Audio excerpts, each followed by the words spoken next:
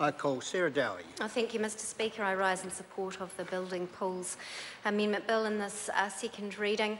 And I have to pick up from where Mr Parker left off. I came into this select committee process later. I didn't see the full process through, and while the ancillary purpose of this bill was to codify conditions around the fencing of swimming pools and repeal the Fencing and Swimming Pools Act of 1987 and amend the Building Act to bring it all into one.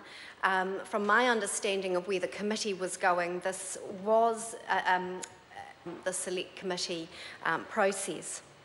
I heard information presented by officials to the Select Committee that showed that evidence from the old Fencing and Swimming Pools Act the changes did reduce the risk of drowning of young people.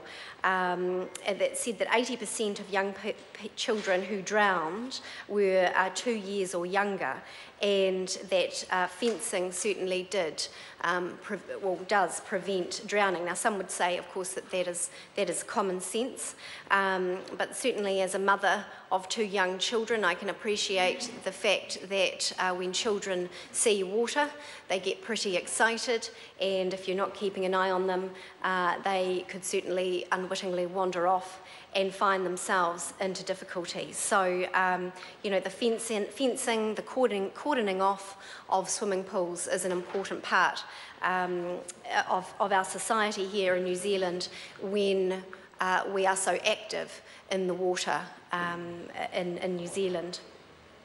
So, look, I think one element that I'm really pleased about with respect to this bill is the inspections regime.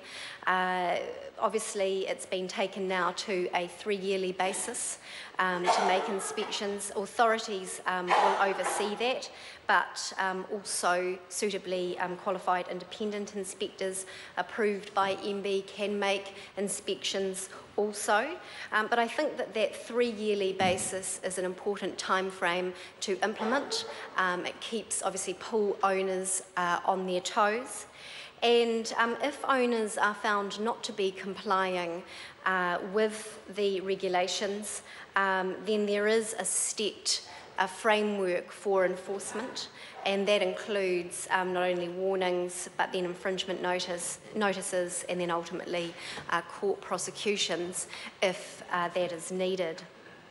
We've already heard in speeches prior that one of the practical things about this bill is that it incorporates hot tubs and spas into the regulatory regime.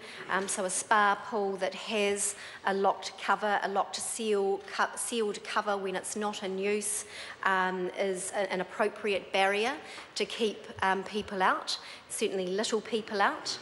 And that means that it's also easier to enforce. So when a person goes to buy a spa pool, the seller of that spa pool can educate the buyer of the regulations there and then, and make sure that the buyer is aware of those regulations to make sure that they put them into force.